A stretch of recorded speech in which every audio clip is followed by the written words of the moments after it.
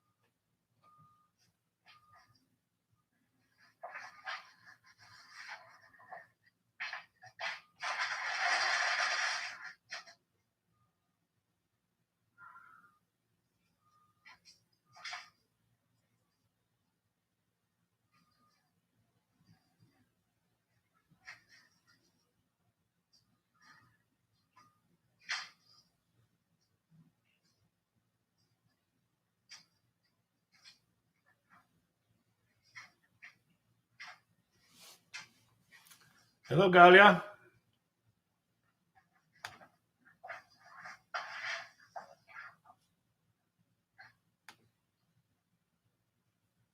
Hello, Galia. I'm going to unmute you for a second. Hello, Galia. How are you? I'm fine. How are you? Thank God. Thank God. Nice to see you. All right, nice to see your name, at least. I can see your name. Don't you see my picture? Not yet. No, I see Lauren's picture. But do you see my? Well, I can't have a picture because I don't have a camera yet. Got it. No, I see your name, Naomi. You're good with that. And Galia, I see your name. So you might have to enable your video, Galia. Depending on the device you're using, you might have to search around and find the button to turn the video on. I really don't know how to do that. Well, at least we have your voice. And that's probably what matters. And you can poke around. You can poke around with the application later, and poke this button and that button and see what happens. That's generally how I learn these things because they're too complicated otherwise. Hi, Lauren. Hi. All right. So we'll wait a few more minutes for the rest of the crew to show up. And since I'm here and you're here, I'll get my guitar and I'll sing a little bit.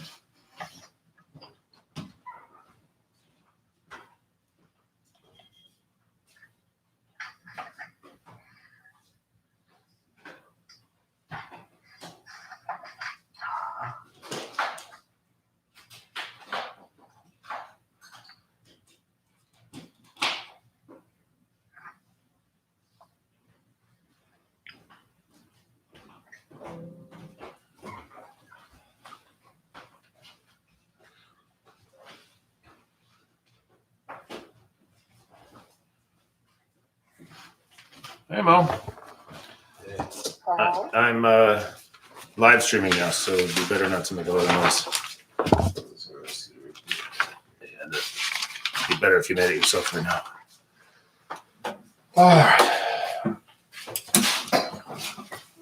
All right, everybody. So we'll try do a little singing, and then as people come on, we'll just say hi to them, and that'll be nice.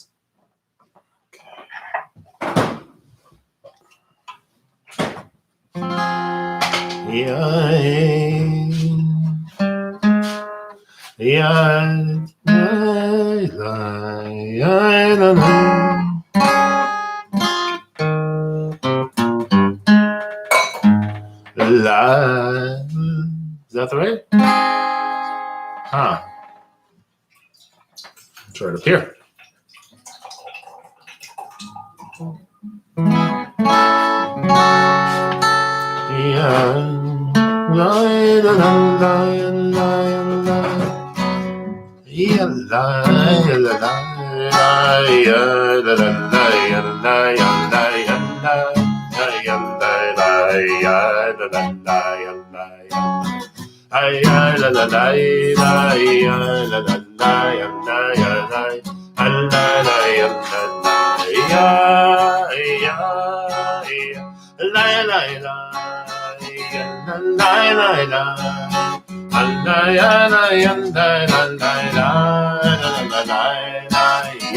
la la la la la la la la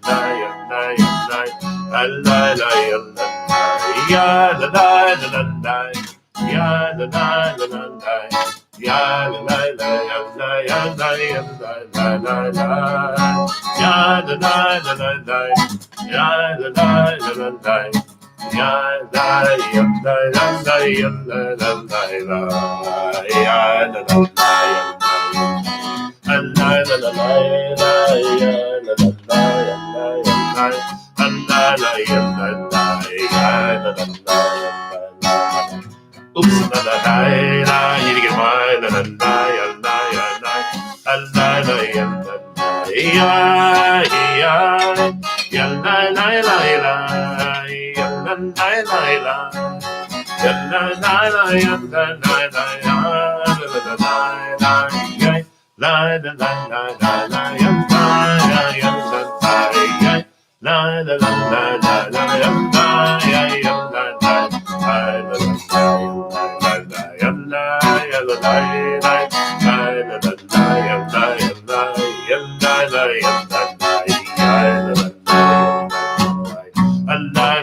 need to get mine.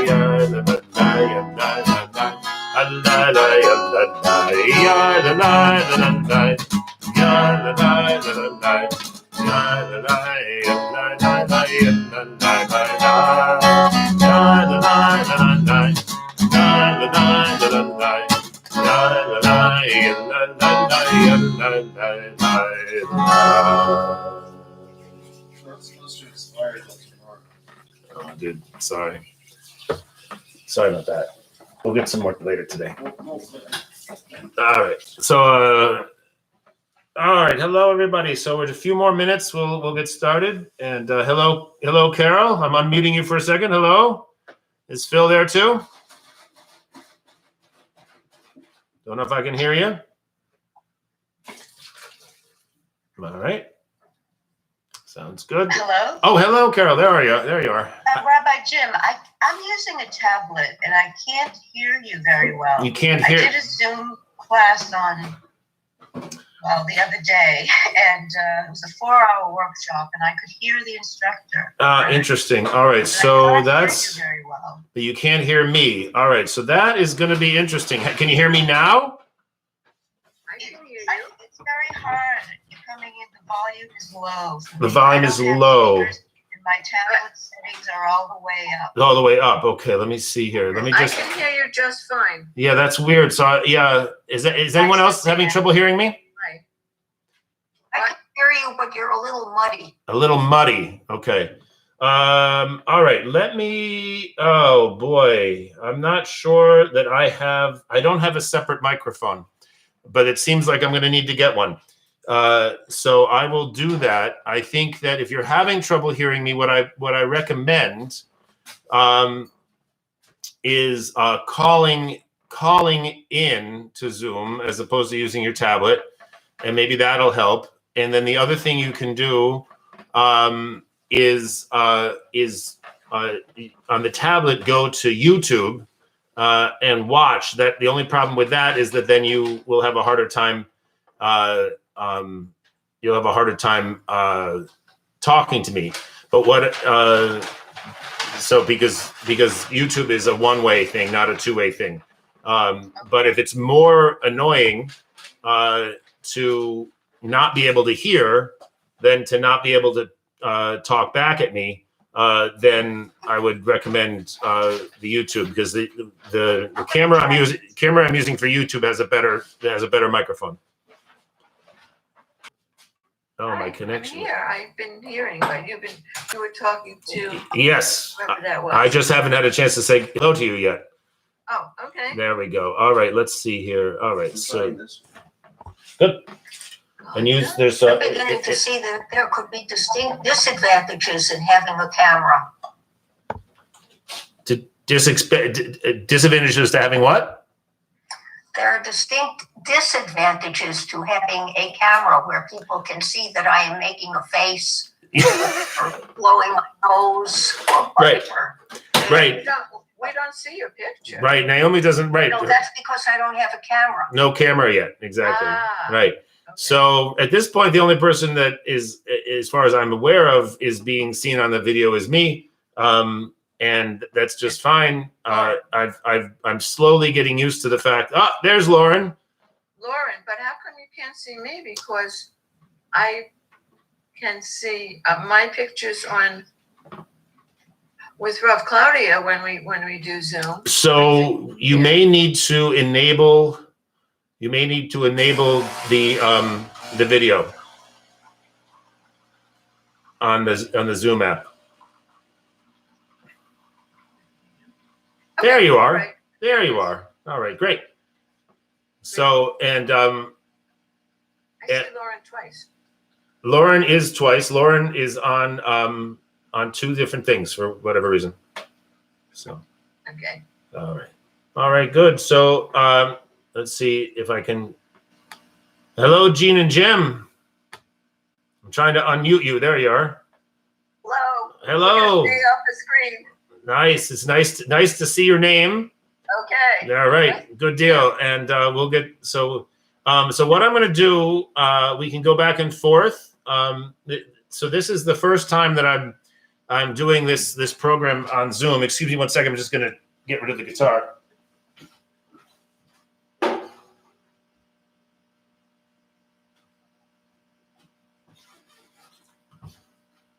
It's a light coffee.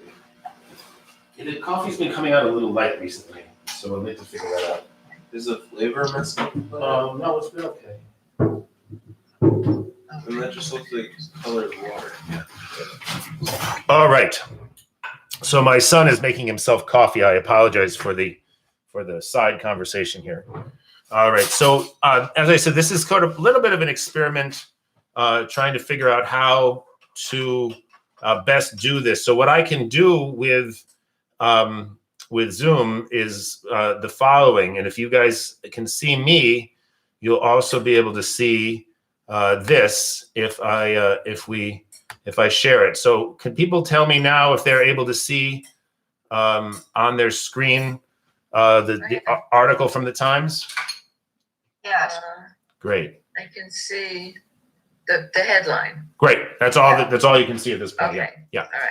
All right. So for those of you who I don't think there's anyone who is sort of a regular of my Soul Search. Who is a regular of my Soul Search programs, which are generally at 110 Center Street, Cohen residences. So the usual sort of mode that we have there is that I read through the article, and when people have, sometimes I'll stop and ask for reactions. And sometimes people will say, wow, that's really interesting. This is what it makes me think of. And so both of those are fine. It's a small group. So one thing that you all can do, although of course I at this point can't remember where it is. There is a function that allows you to raise your hand electronically. Yeah, but it's not on mine because I'm the host.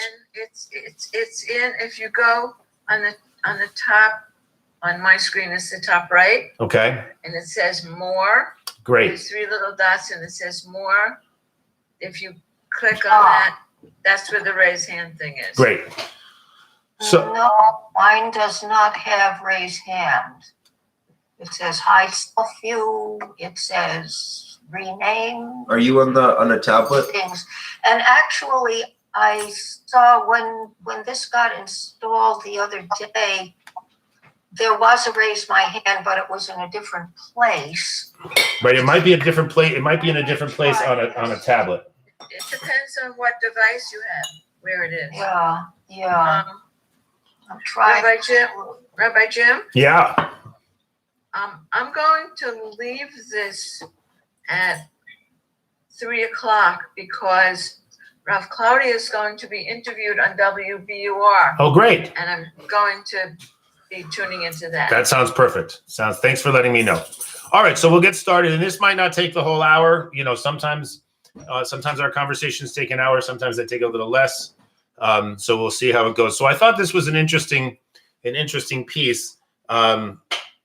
It's from the beginning of March, which at this point feels almost like ancient history, because we were still, I think, as a nation, a little bit in a little bit of denial that we were going to actually have to change our lives to the degree to which we've changed them already.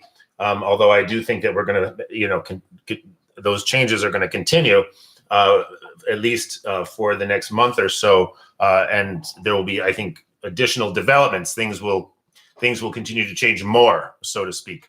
But one of the questions I think that has been coming up perennially in the last month has been,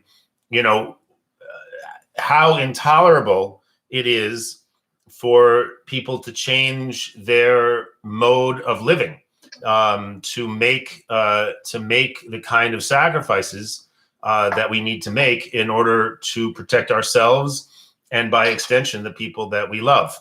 And we've seen some people who are been quite careful and taking these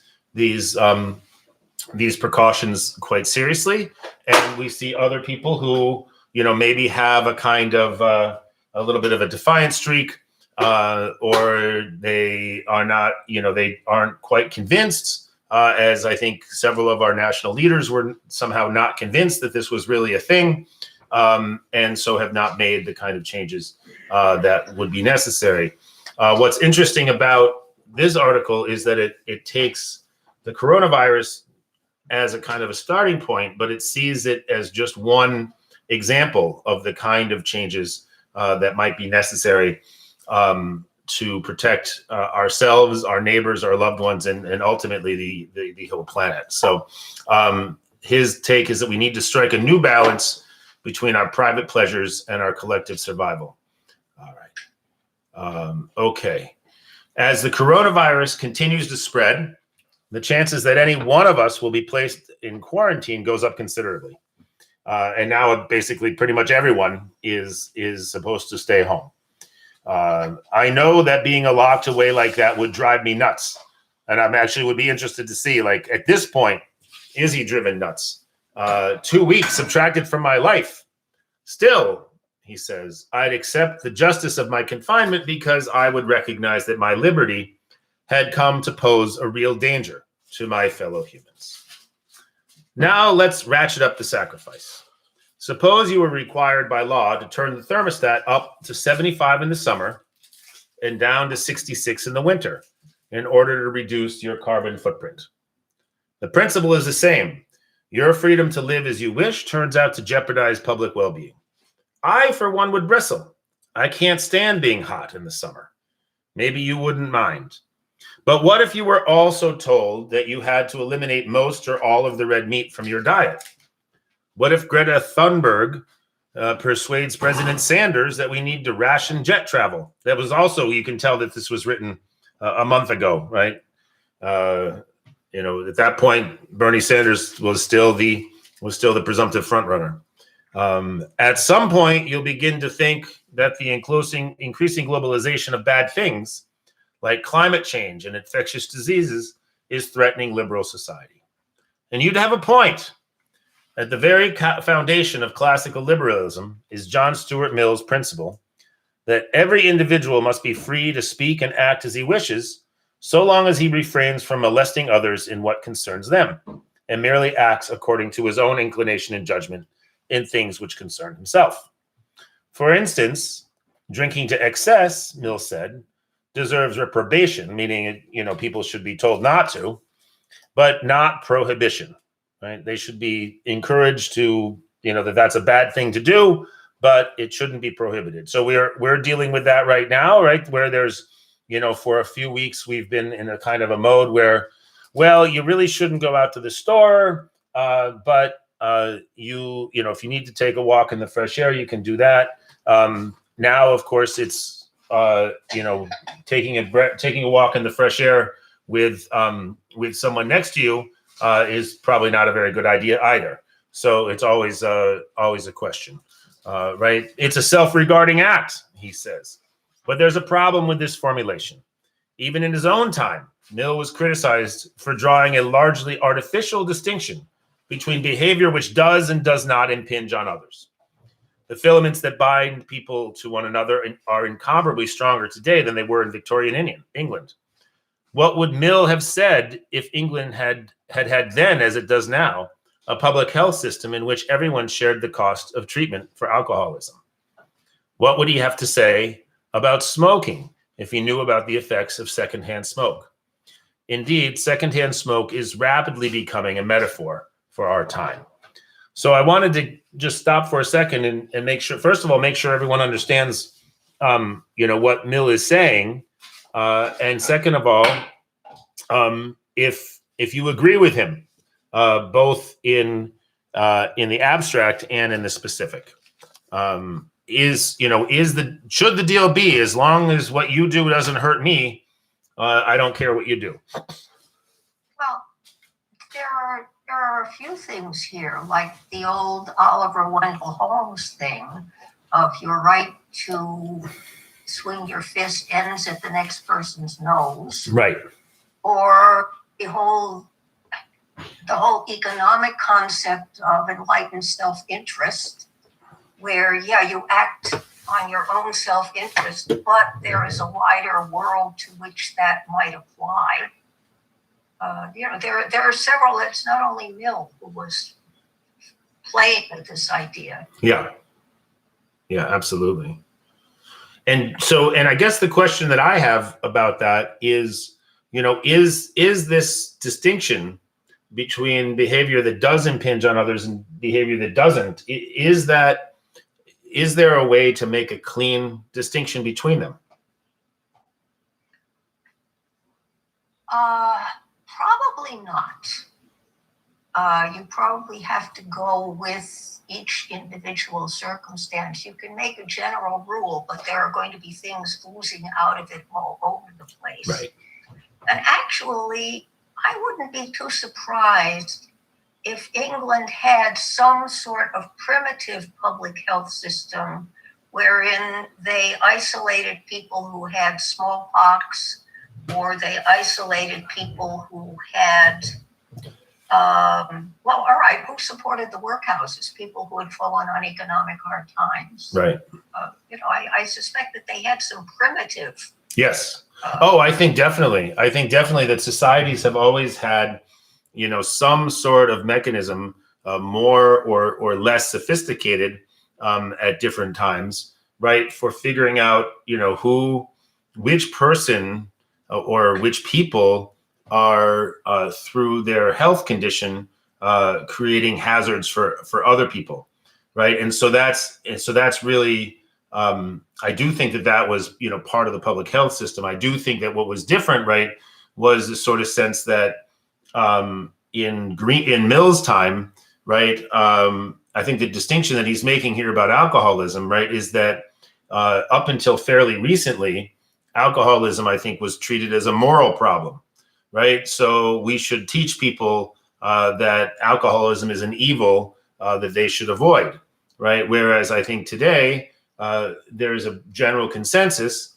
right? Not that alcoholism is a completely, that people have no volition in regards to alcohol, but that alcoholism is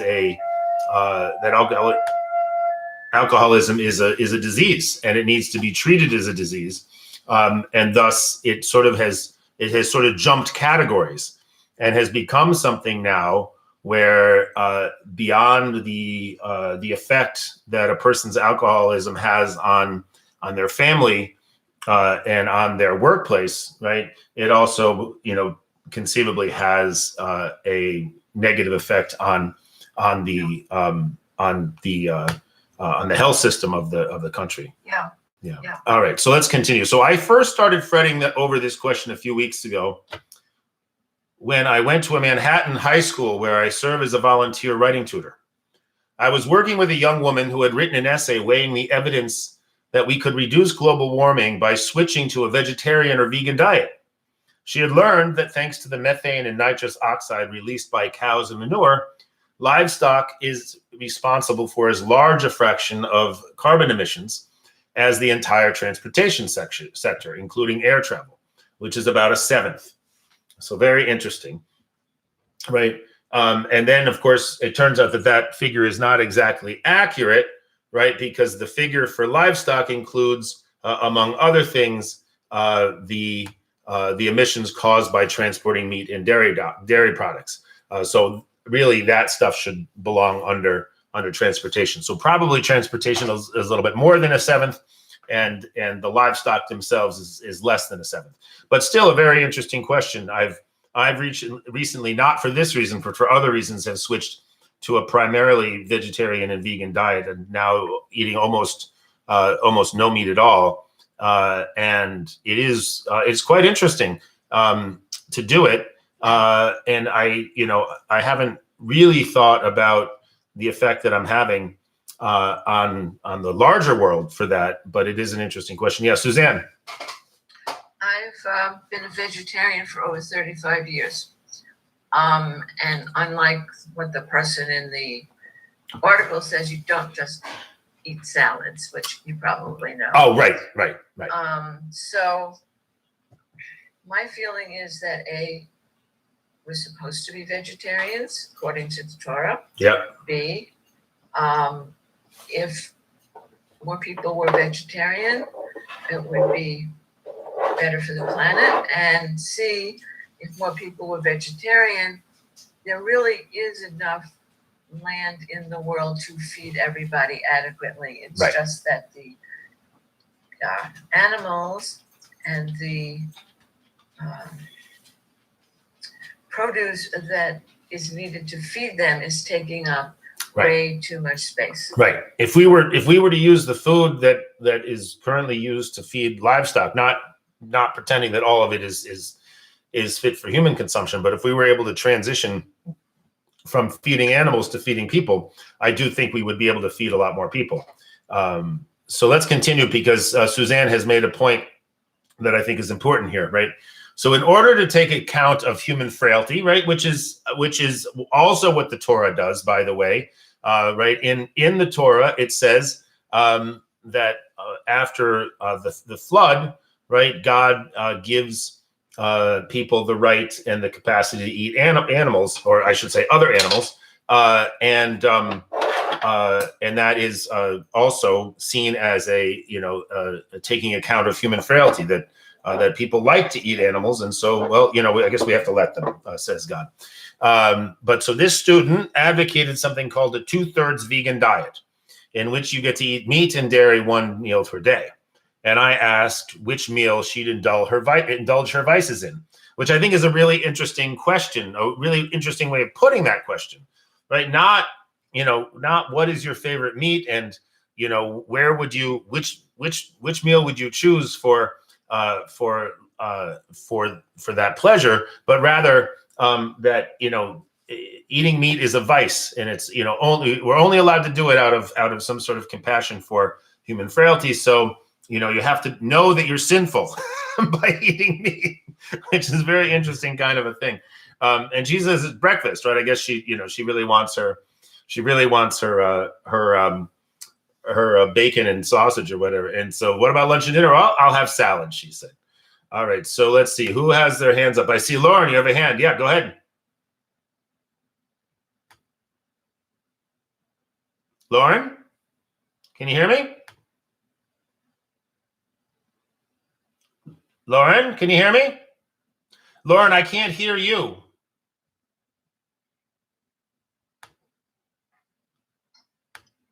Lauren, I still can't hear you. Are you unmuted, Lauren? No, she is muted, and I cannot unmute her.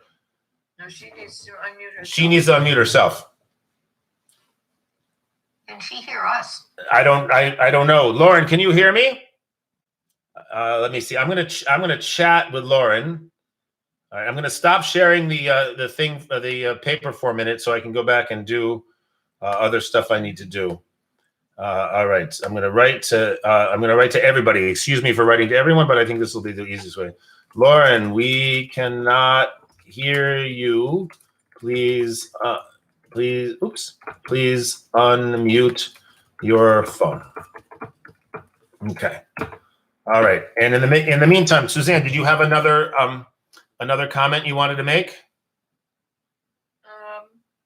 No, I think I included all of the things. Great. In the first Perfect. section. Perfect. All right. So let's see if Lauren can unmute her. Otherwise, we'll just continue. All right. Well, I'd be curious to know what meal she's eating meat and milk together, but I suppose that's slightly irrelevant. Yes. I'm not assuming that this student is Jewish. Yeah. Sorry about that. I couldn't resist. But I love it. I love it. I mean, this is sort of like, when Abraham feeds the angels of God, a lamb and a lamb and milk, it's but Well, they're starting to rethink some of the translations on that. Anyway. Yes. Oh, are they? That's interesting. I haven't seen that. Yes. Yeah, that's great. The other thing is that vegetarians frequently also use dairy products. Of course. Yes. They use meat and cheese, and they use eggs and so on. Vegans is a whole different story. Right. And one of the real problems that you've got is the way we currently raise both beef and chickens and most animals. Eat, Right. because we raise them in ways that are inherently bad for them, bad for us because we keep pumping them full of antihistamines. We change their diet from grass to corn. Right. There are all sorts of things that we do that emphasize isn't the word I want, augment maybe the damage that they cause. Right. Right. Again, when you look at the cave paintings, they show woolly mammoths full of spears. So people have been eating meat for a long time. Yes. I mean, I do think that there's something very, very atavistic or something about eating meat. It feels like something that humans, as you say, Naomi, have been doing forever, which is not to say that we should be doing it, just that we have been. And so it's an interesting question to think about. Does that make sense for us to be eating meat? But let's go back to this article, and we will read. Can you hear me now? Yes, Lauren, we can hear you. Yay. Brilliant. Lauren, what did you want to say? No, I didn't want to say anything. I was just checking whether the hand up went up. Yes, it did. So I'm going to lower your hand. Okay. And Suzanne, you raised your hand again? I did. Okay, please. Because Naomi, is that who it was? Yeah, Naomi, yep. Okay. Vegetarians eat dairy products. Vegans do not eat dairy products. Right. And what the animals are given these days is antibiotics. Yes. So that makes when people need antibiotics because they're ill, if they've had antibiotics, if they eat meat, they become resistant to the antibiotics because they already have so much in their body from eating meat. And that didn't happen in ancient days because there were no antibiotics. Right. I mean, there's a lot of arguments for. I think there's a lot of arguments for making meat if we're going to eat it, right, making it a much more complicated process, right, for really reducing, I would argue, eliminating any kind of a regular use of antibiotics. It just doesn't make sense, I think. Hello, Barbara. Hi, How are you? I'm quite well, thanks. Good. Nice to see your bee on my screen. Thanks. I was on YouTube and then managed to get on to. Great. Wonderful. All right. So, So she said, "I guess I'll have salads." This girl, I would never have the strength to do that, and I wasn't kidding. I haven't sworn off meat, even after reading the horror stories about the raising of poultry and livestock and learning that an animal protein diet is bad for the planet. But maybe I should. Maybe, in fact, I will be compelled to. And that's a really interesting question, right? That we hear horror stories about so many things today. So many aspects of our modern life are presented in such terrible terms, right? That it seems to us that it can often be overwhelming to figure out which warnings to take seriously and which warnings to just sort of like, oh yeah, enough already. And so I, it's a, I think that the dangers of meat and especially of antibiotics in meat are really, really serious. But I know that there are people who disagree with me.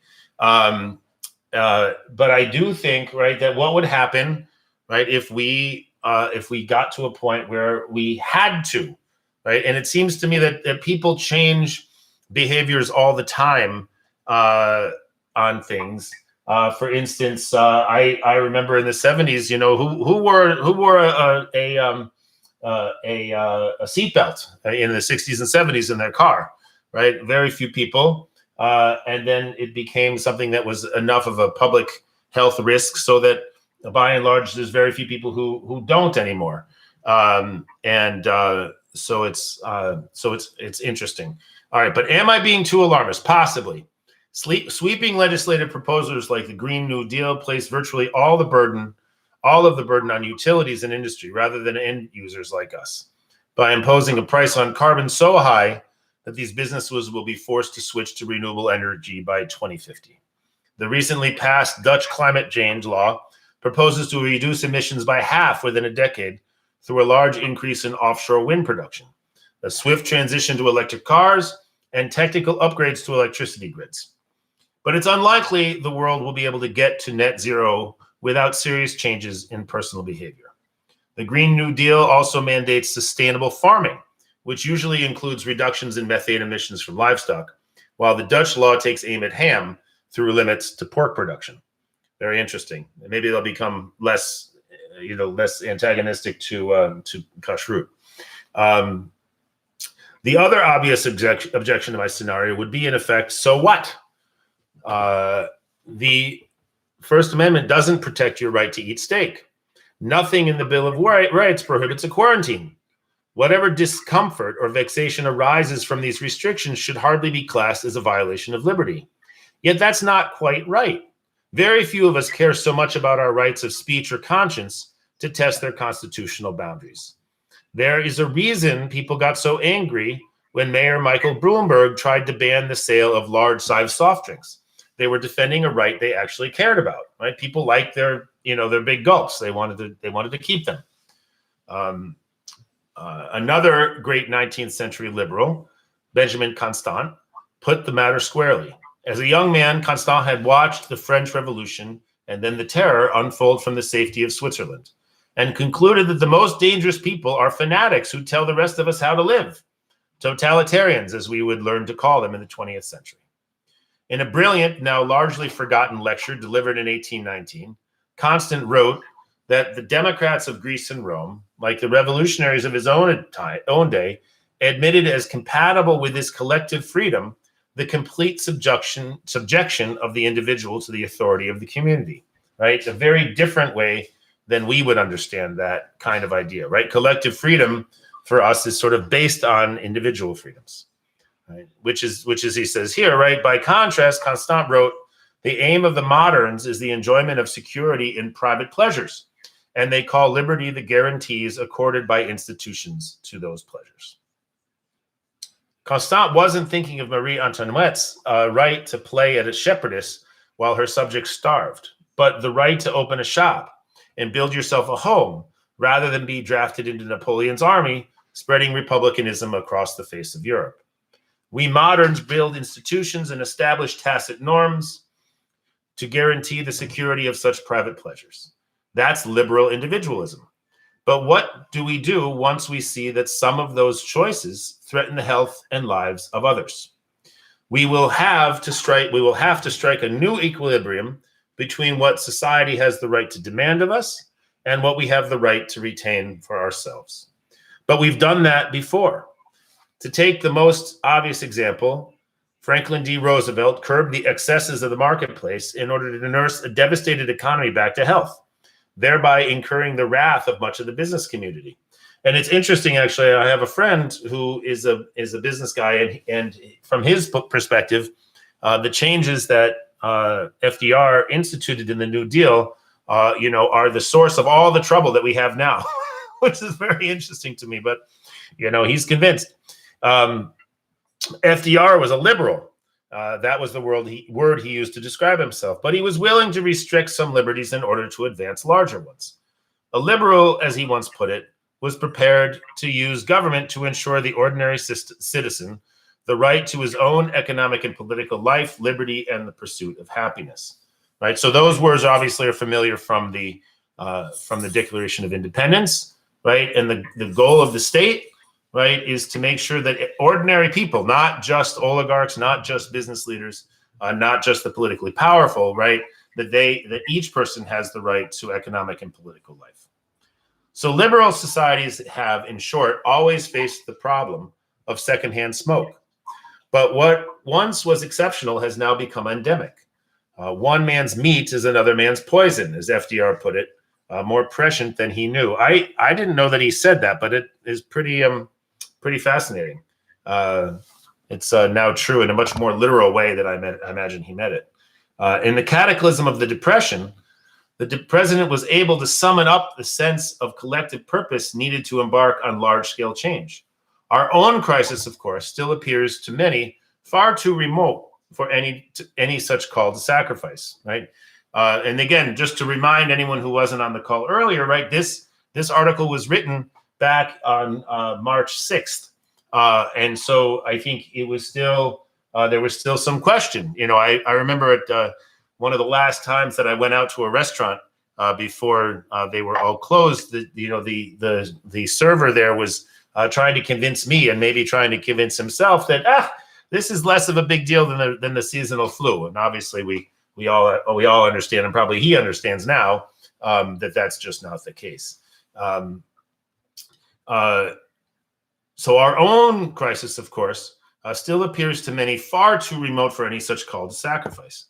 To make matters worse, we've elected as president a libertine, devoted not to fostering a spirit of collective purpose, but to his own right to do anything he pleases. Indeed, Donald Trump is illiberal in every respect, except save for his single-minded commitment to private pleasures. I'm not sure that that's entirely the case. I'm not a huge fan of the president, but I don't think it's necessarily that. But anyway, I think the problem with a bigger problem with Donald Trump is that he gives license to people who are much more totalitarian than he is. Can we forge a new equilibrium before Miami is underwater? I would like to think we'll do so as part of a larger process of democratic deliberation. The Green New Deal envisions a 10-year phase of transparent and inclusive consultation, which sounds just about right. I note, however, that the authors seem more committed to consulting with vulnerable communities and worker cooperatives. And of course, as James Traub points out, it's not clear that we have so many worker cooperatives than with recalcitrant carnivores, or for that matter, with energy companies. That does not put one in mind of FDR, right? To one of the things about community organizing, right, which I'm sure that all the people who wrote the Green New Deal are familiar with, right, is that you actually do have to engage with all of the stakeholders in a particular community in order to get to a place of organizing and figuring out what the priorities of the community are and what the community is capable of doing in order in the sense of taking action. So if we don't have energy companies and pharmaceutical companies and other big transportation companies, so on and so forth, right, around the table in this conversation, it's going to be hard to make any progress. The Dutch can reach consensus on painful social questions because they've spent the last 1,000 years working cooperatively to build dikes. The climate accord adopted last year came after a full year of discussion among representatives of all interest groups. That's not how American democracy works, and especially so in recent years. We allow those interest groups to wage a pitched battle using all the money and influence they can muster against one another. Legislation emerges only after a war of attrition. That's a very self-defeating way of doing business when all parties must be called on to sacrifice. At some point, presumably, things will get so bad that President Ocasio-Cortez manages to ram a green enough New Deal through Congress. Then we'll adjust our thermostats and go 2/3 vegan in the same way we got used to the chaos and tedium of airport security check-ins. We'll have no choice.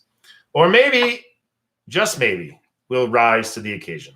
With the flood upon us, we too will learn how to build dikes together. All right, so reactions and questions from people who have them. Well, there's one capitalist institution which may take a while to wake up, but insurance companies are slowly beginning to realize that if you keep insuring properties in a lot of areas like Louisiana, like Florida, you're going to lose a lot of money. Yes. So, either you jack the premiums up to the point where people decide we better go build somewhere else. Right. Or, that's one option. The other thing, and I don't quite know how to go about this, is that very often you offer people a benefit rather than a threat, and they are able better to respond. Right. I'm not too sure what kind of benefits there are to offer. For example, by saying, oh, you should, don't build your apartment house right on Miami Beach. What kind of incentive can you offer people to do the right thing? And Right. I have no idea. Well, and it's interesting because, as far as I can tell, real estate development is one of those industries where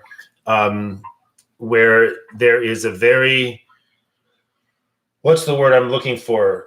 The incentives that can be offered tend to encourage people to focus on short-term incentives rather than the long-term incentives. So there was an interesting story on NPR a number of months ago, maybe even at this point years ago, but it's stuck in my head that when the federal government builds buildings, or at least when the federal government used to build buildings under the previous administration, there was an interest in using technology, say heating technology, that might be expensive to install, right? But assuming that a federal building would be used for between 50 and 100 years, that it would easily pay for itself in the course of the government's occupancy. But that for a private property developer to install such technology into their project, there's no guarantee that person would ever recoup that investment, and so it's one of these things where people in our particular society have a very short time horizon as regards investments. We want our return to come right away. And so, I think, it is interesting. I mean, I do think, right, that his example of the TSA is an interesting one, right? No one was happy having to go through heightened security checks at the airport, but we all, sort of just put up with it. And over time, it's just become the new normal. But the question is, why does it seem to take something as cataclysmic as 9/11 for such changes to be instituted. It's a hard question, but staying alive is a pretty big incentive. But people need to be convinced that the difference between, say, staying in and not gathering in large groups is actually going to lead to a healthier life. Just like eating a vegan diet or at least a vegetarian diet will, in theory, lead you to a healthier life. But people need to be convinced, and it's not necessarily so easy to do that. Yeah, Galia, any ideas? Yeah, I'm here and I'm enjoying the discussion. I'm very glad. Barbara, what do you think? I'm also finding the discussion very interesting. My feeling, as depressing as it is that as long as money is our God in this country, that has to do with people lacking incentive. It seems as though nobody's willing to do anything unless it brings them money. I mean, any of the powerful people. Right. Not all of us, of course, feel that way. So, and I don't know what the answer is to that. Right. Whether it's a matter of time, whether it's a matter of changing our whole society, which is so difficult. Right. So. Right, and I do. There is a way in which there is, I think, a legitimate concern about the economy and money, not so much in terms of making sure that I've got mine, right? More in the sense that money is kind of like blood in the veins of a society, right? You sort of need that free flow of money, and one of the concerns about the level of inequality that we have in our society today, right, is specifically that there are too many people that don't have enough money to be adequately contributing to the circulatory system, and so that ultimately will bring down the entire system. Whereas people who have a lot of money seem to have a very, very, very hard time being convinced to part with it in any kind of a constructive way. Yes, exactly. Yeah, and that's and I think that's just going to be again, that also may be a matter of a long-term kind of series of conversations that we need to have as a country. The degree to which people just believe or don't believe what they hear on the news based on certain demographics is really quite frightening, and so it's very difficult to get to a place where if we can't even agree upon facts of the situation, then it's going to be very difficult to actually make any kind of substantive change. But yeah, I mean, I'm looking at that example of the Dutch, and having this sort of fantasy of them listening to one another. I don't know if it's actually true, but it is rather tempting to idealize it. So.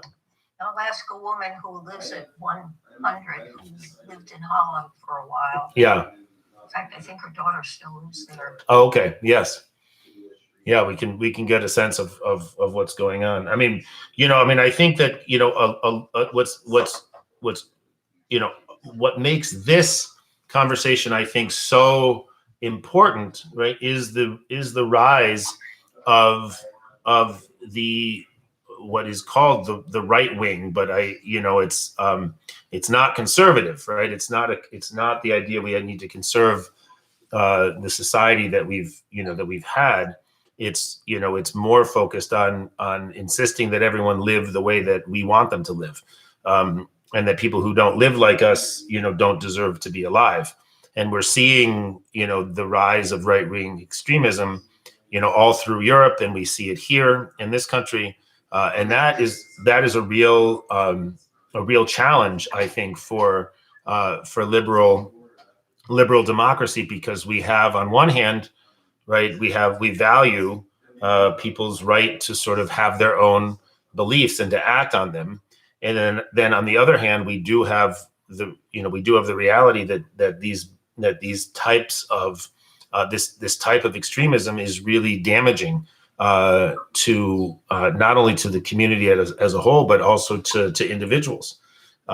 So it's it becomes very important for us to figure out how are we willing to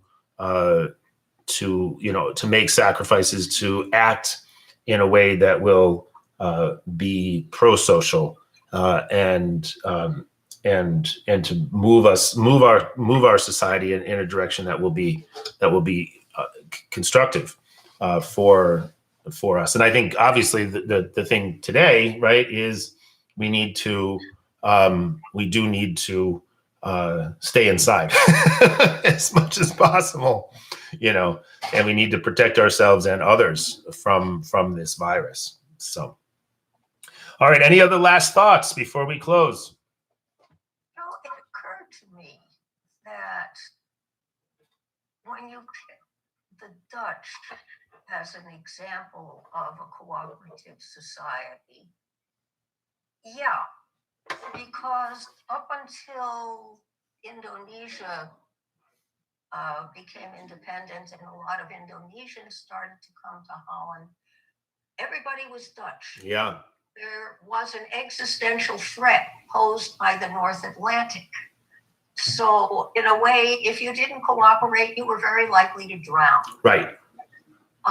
You look, however, at recent history in Belgium, where Belgium keeps threatening to split apart. Right. Because apparently not everybody feels of himself or herself as a Belgian. Right.